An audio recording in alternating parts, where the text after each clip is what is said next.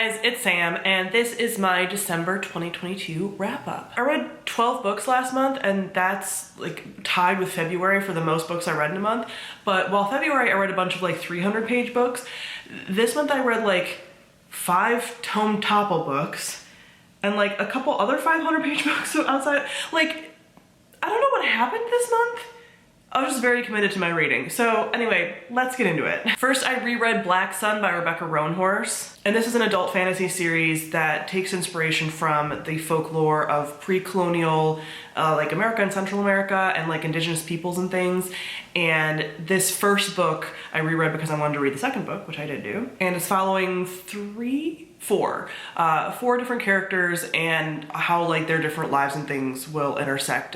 There's a lot of just like gods and creatures and things like that, and a lot of like political machinations and stuff, especially in the first book. And the first book is leading up to this like big event that it culminates with. This is a darker series. There's triggers in this book for blood, self-harm, drug use and abuse, and suicide, misogyny, xenophobia. So I loved this when I first read it, and I think 2019 or 2020, I loved it now. This remains a 5 out of 5 star, and I read this series on audiobook because it's amazing. It's a full cast, and it's so good. So I really enjoy it, highly recommend it on audio. Next, I read Love on the Brain by Allie Hazelwood. Did I do a review on this? I don't know if I did. But this is a adult contemporary standalone. This is in Allie Hazelwood's sort of like STEM romances, where it's always like a woman in STEM and her having a relationship with usually a nerdy guy in STEM, things like that. There's triggers in here for death of a friend, gun violence, and because it's an adult romance, there is on-page sexual content. This follows the main character of B, who is a scientist, a like well actually she's brain stuff. She brain things. I read this in 2 days, so the science stuff is not what I was in this for. But she actually ends up getting a job where she has to work with who she perceives as her like nemesis from her PhD program, this dude that was also really smart but was never nice to her and always ignored her and whatever. She does sort of like Allie Hazelwood does, like a very similar sort of woman misunderstands how man feels about her situation. So this is very much giving like a Lizzie Darcy. He is just quiet and not communicating well, and she interprets it as hate, and they end up having to work together, and everything kind of goes from there. I will say this, her books are fun. I could never read them back to back. Allie Hazelwood's books are like kind of predictable. She does some of these same things.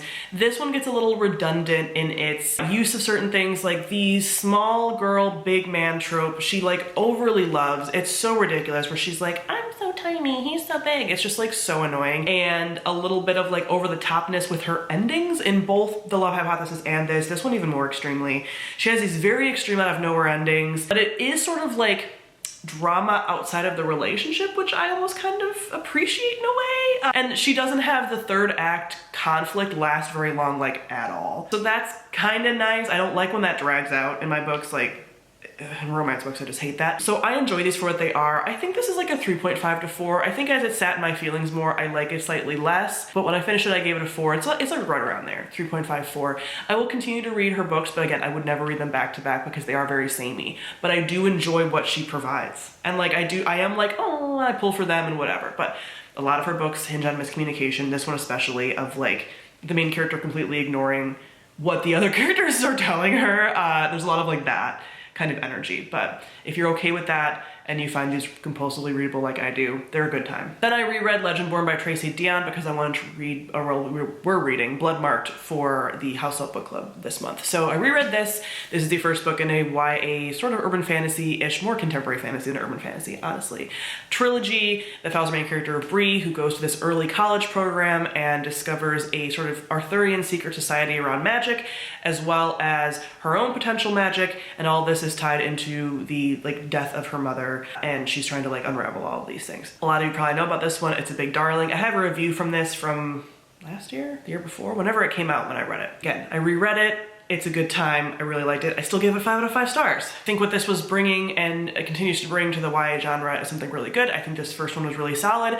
Even though there were parts of the world building that were a little confusing on first read, I got it really solidly on second read, and I just like what this was doing and putting out there. This does have some darker themes, so like I mentioned, there's death of a parent, there's a lot of generational trauma stuff about colonialism, racism, slavery, rape, there's gore, there's possession, there's just violence, and yeah, there's like a war between demons and people going on, so you're gonna have a lot of that. This one one was thankfully still really enjoyable on reread. I then read The Jasmine Throne by Tasha Suri. This is the first book in the Burning Kingdoms trilogy, which is an adult fantasy trilogy. This one is following primarily two main characters, although there's multiple POVs in here, but one is Priya, and she is a servant in the regent's household in this like place that has been colonized and taken over by this empire that is evil, as empires tend to be. But she's currently working in the regent's household, but she has this mysterious sort of magical past, and she ends up having to work in the temple that she has some connection to, because the other POV, Malini, is the emperor's sister who refuses to be sacrificially burned.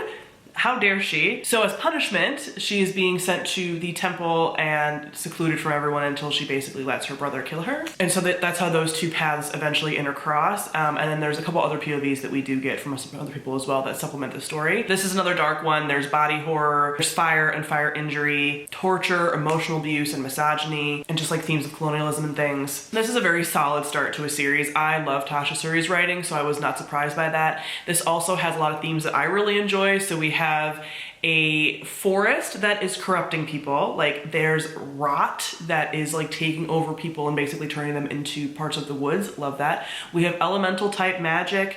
We have magic that like, again, responds to certain people. A lot of just like nature-based magic. We have a sapphic relationship and sort of like a royal and not quite guard, but almost royal and the handmaiden situation going on. Yeah, we just have a lot of different themes in here that I really enjoy. So this was solid. There's prophecies, there's different types of gods, and like the gods all do have power here, all of that. So lots of themes that I enjoy. This was a solid 4.5 out of 5 stars.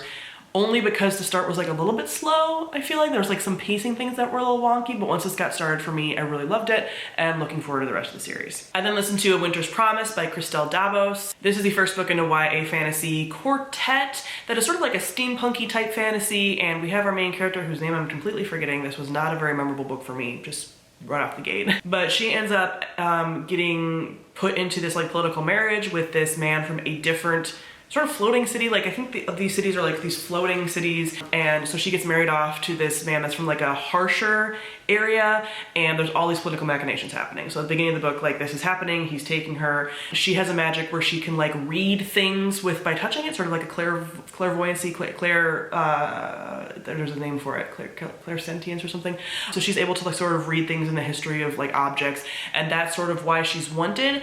Each family in this world has like a family spirit that sort of watches over them, but is also like godlike and like exists, like they're like on this plane, which is like a little bit confusing, and there's stuff going on with them that is like the big factor for why she's brought into this new different city political machination thing. This was a pretty long book. Like the translation seems decent. This is translated originally from French. The translation seems decent. The descriptions and the writing are really good as far as like the descriptions of the place and magic, and it's again Winter's Promise, so it's a very like snowy, icy area and whatever. But I just wasn't really connected to the characters. This was just fine. There are triggers in here for torture, bullying, and lots of mentions of suicide. So there are some darker themes in here as well, but it was just mostly that I couldn't connect to the characters, didn't really care, again, couldn't really tell you their names.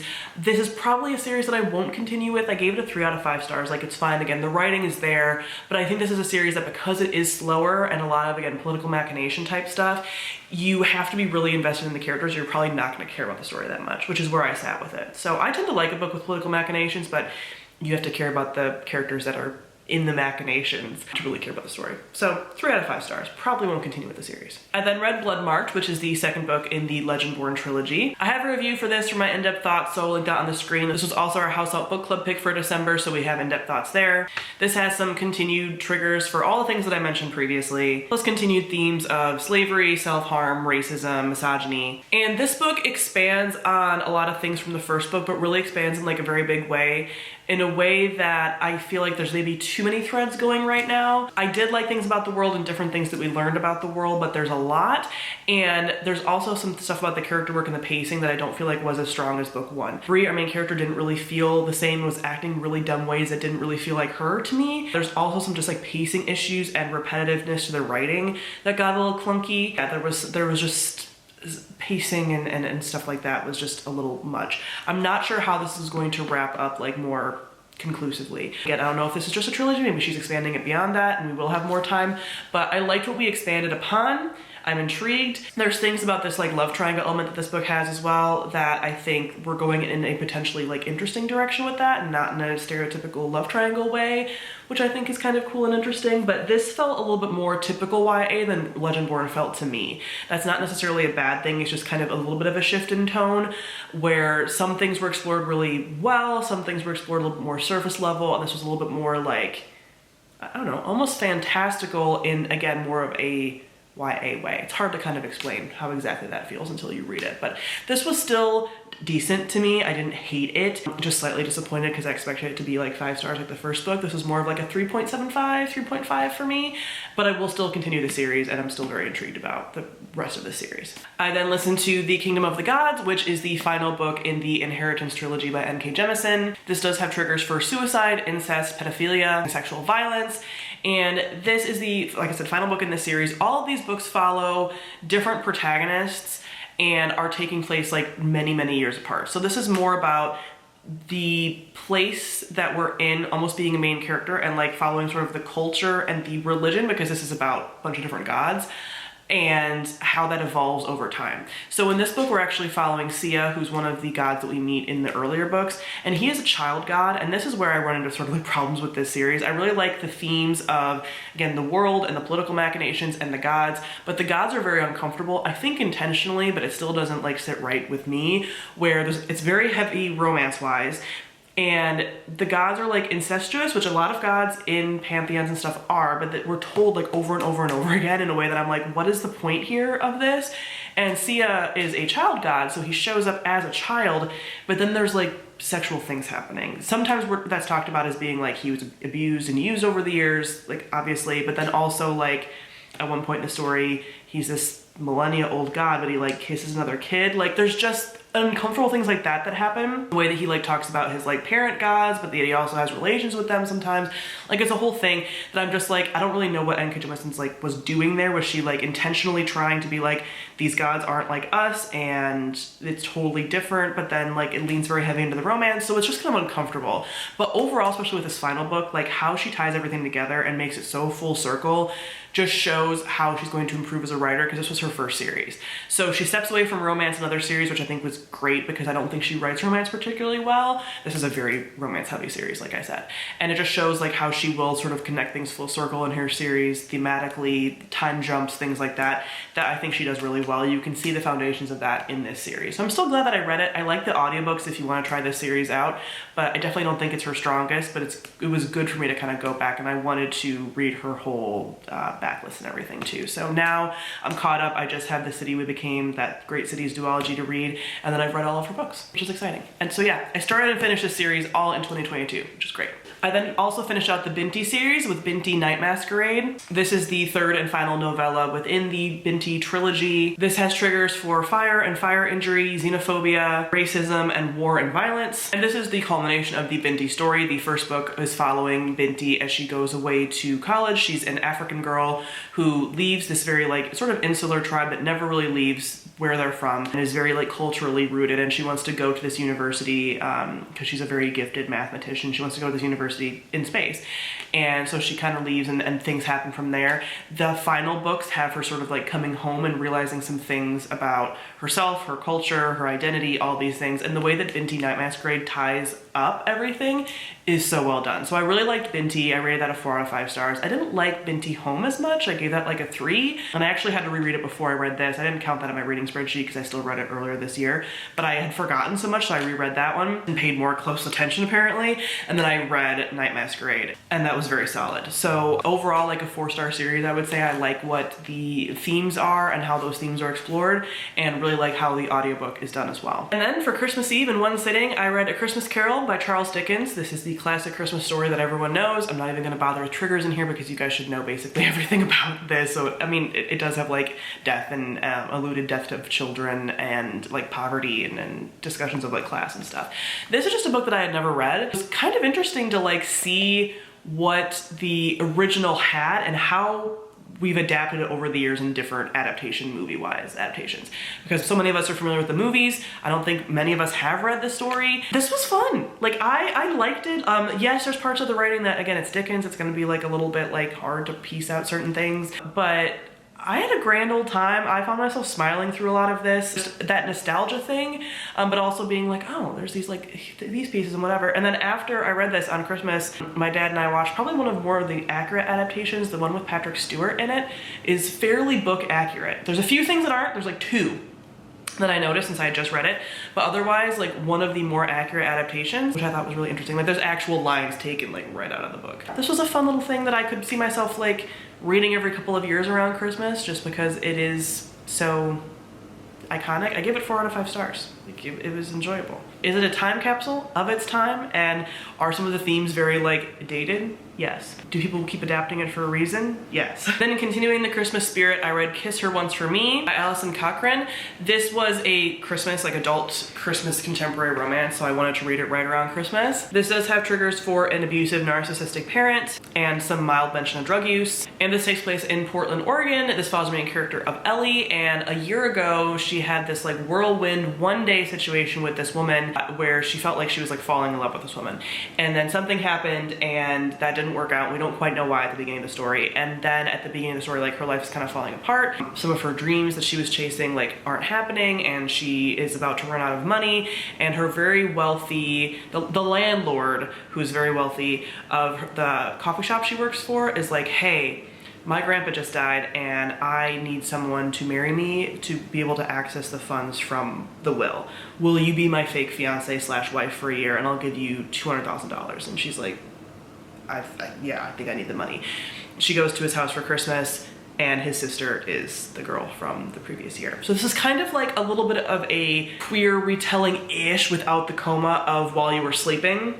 Similar like themes, like that's where it started, as like kind of While You Were Sleeping fan fiction. It wasn't actually fan fiction, but like that's how the author describes it, and things are sort of expanded upon. So this was really cute. I really pulled for the relationship. There's like that element of the movie While You Were Sleeping of like her falling in love with a family but then feeling like she's lying to them and betraying them. Super sweet. All the family characters. It's not even super Christmas heavy, so I feel like you could read it not during the Christmas season. And the relationship between her and Jack, who's the sister, I loved it so much. There's a little bit of like high drama at the end that I felt like was a little bit overblown, but ultimately it still worked. And yeah, I really liked it. Solid queer romance. The one thing that I feel like was a little bit of a trip up was that our main character is demisexual, which is great and fine. This is actually a really queer book. There's lots of queerness in this in general. Our main character is demi, but the whole thing is like that she fell in love with Jack last Christmas. And it's like, why even bother putting the demi in there? Because that's not how demisexuality works. And I think there's a little bit of like, and they describe demisexuality accurately, but then it's like, oh, well, with this one person I fell in love instantly because I knew. And I feel like that's a little bit of like magical thinking / a little bit harmful. This is not like problematic. Like, it's not like I'm like, don't read it because it's bad about demisexuality, but I feel like you could have taken that part out and it would have been like just as good, because you almost trip up a little bit in the demi stuff when like, that's not actually how demi stuff works. Like, people that are demi do not want to like, do not fall in love / like want to be sexual with people until they like know them, which you can't know someone within a day. So like, there's that, which is what kept it from being like fully probably 5 stars for me. This was a solid 4, and yeah, highly enjoy it if you're looking for a queer Christmassy romance. I then listened to Fevered Star by Rebecca Roanhorse, which is the second book in that series that I talked about with Black Sun. This continues to be a dark series. So this one has death, violence, gore, death of family members, xenophobia, blood, torture, all that. I was a little bit hesitant going into this one because a lot of people have said they don't like Fevered Star as much as Black Sun, and I still really liked this. Not quite as much as Black Sun, because Black Sun has this like culmination. You're leading up to this big event, and that is such like a key piece of it. But Fevered Star was still really solid. There was some moving around of people on a chessboard-ish, but not in a way that wasn't interesting, and a lot of, again, political machination type stuff, expansion of the world. We're getting to see a lot of the other political players in this world. It's still following the 4 POVs. If you listen to the audiobooks, it's the same voices. I love that. And just the overall talking about the different gods and just the different magic and everything, I really liked it. So this is still a 4.5 star. Not quite a 5 because it doesn't quite meet like Black Sun expectations, but still really good. I'm looking forward to the rest of the series. I like where this is going. And the last book that I read in 2022 was Come As You Are by Emily Nagoski. This was actually a carryover from Nonfiction November. It's one of the books that I reserved for Nonfiction November, but there was such a long wait list that it just came in December, and I was like, man, I don't really want to put this off because the wait list is so long, so I'll just read it now. This is a nonfiction book from a sex educator around specifically women's sexuality, and I say women as like cis women with all the anatomy. So she says in here, like, again, you can apply it to other people, but that this is most specifically talking about biologically like all of like women's sexuality stuff. And this was something I was mostly reading because a ton of people recommend it, and for my job as a therapist and talking about sexuality and things. And for that reason, I think a lot of people really love this and are like 5 stars, it's amazing.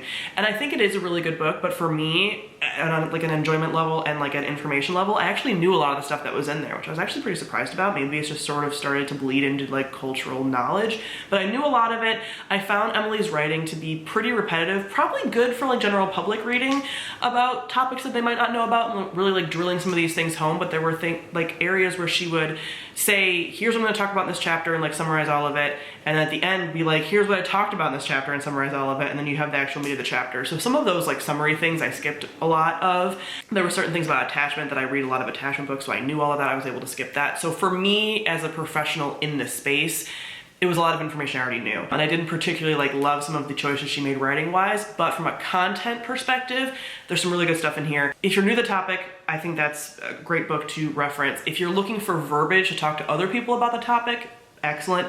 If you are in a relationship where there are like sexual incompatibilities or difficulties or whatever, I'm not even sure what really word to use there, because honestly everything, and the whole point of this book is that female sexuality in general is normal. There is no like oddity unless there's an actual medical problem like that's causing pain. But if you're having some incompatibilities and things and not quite meeting each other, showing this book to a partner can be really helpful as far as, again, the language and stuff. So yeah, this was like a 3.5, 3-star for me as far as just enjoyment level, because I thought I was going to get way more out of it than I did. But it's also nice to know that I already knew a lot of the things that were in it. So still a decent book, again, to recommend to clients and stuff. I don't like to recommend books unless I've read them, so I'm glad that I have, because there's a lot of people that don't know this information and that would really benefit from reading it. So those are the 12 books that I read in December. Solid finishing out the year. I read 100 books, and you will be getting all of my wrap-up content now. This month I'm going to be posting at least 3 videos a week for the entire month. That's the plan for getting all of the New Year's content out, the 2022 wrap-up content out.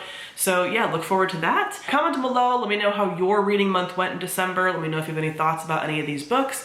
Thank you all for watching, and I'll see all of you guys soon. Bye.